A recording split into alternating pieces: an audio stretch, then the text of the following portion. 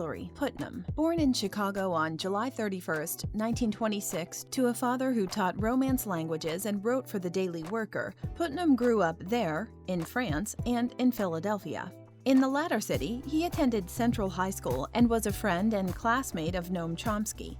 As an undergraduate, Putnam studied philosophy at the University of Pennsylvania and did graduate work in philosophy at Harvard University and UCLA, from which he received a Ph.D. in 1951, writing a dissertation titled The Meaning of the Concept of Probability in Application to Finite Sequences.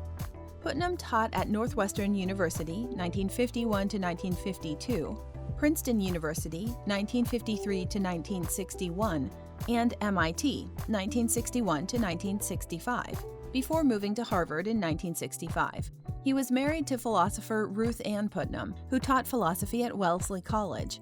At Harvard, Putnam was a political activist, and beginning in 1968 was the faculty advisor to the Students for a Democratic Society, SDS.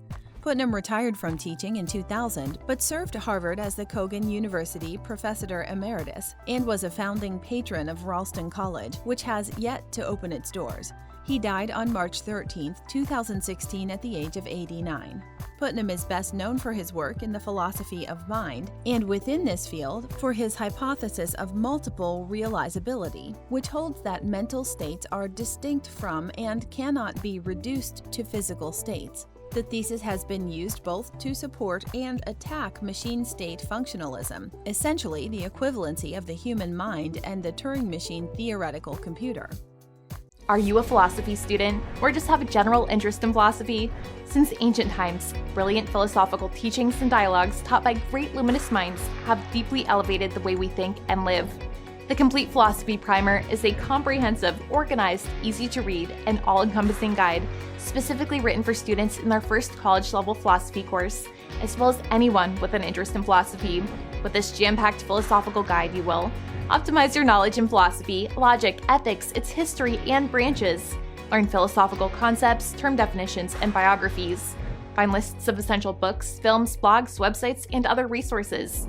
Improve your writing skills. Learn how to argue effectively. And most of all, learn how to be a better student.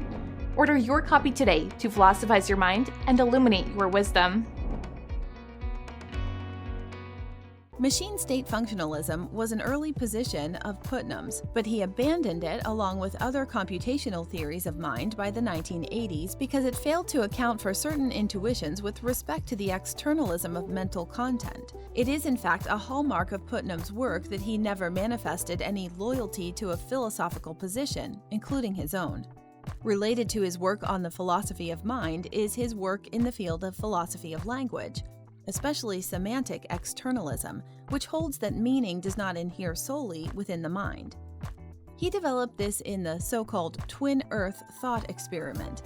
He proposed twin Earth on which all is identical to Earth, except that its bodies of water are filled with X, Y, Z, as opposed to H2O. Thus, when Frederick, a resident of Earth, uses the word water, it has a different meaning from the twin Earth word water, even as used by his identical twin, Frederick.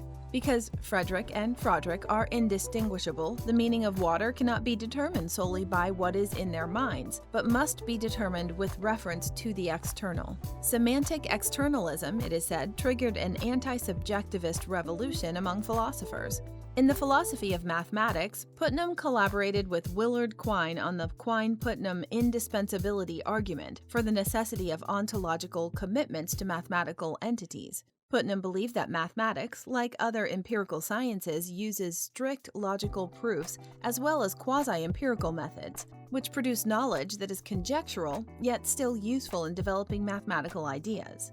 As an epistemologist, Putnam developed the brain in a vat thought experiment, arguing against the notion that one can coherently suspect one is a disembodied brain placed in a vat by a mad scientist. The reasoning is semantic. Words refer to things and experiences. If every experience is received through wiring by a disembodied brain in a vat, the idea of brain held by a brain in a vat does not refer to a real brain within a person, since the brain in a vat has no experience of such a thing. Thus, knowledge depends on factors external to the mind and cannot be determined internally exclusively.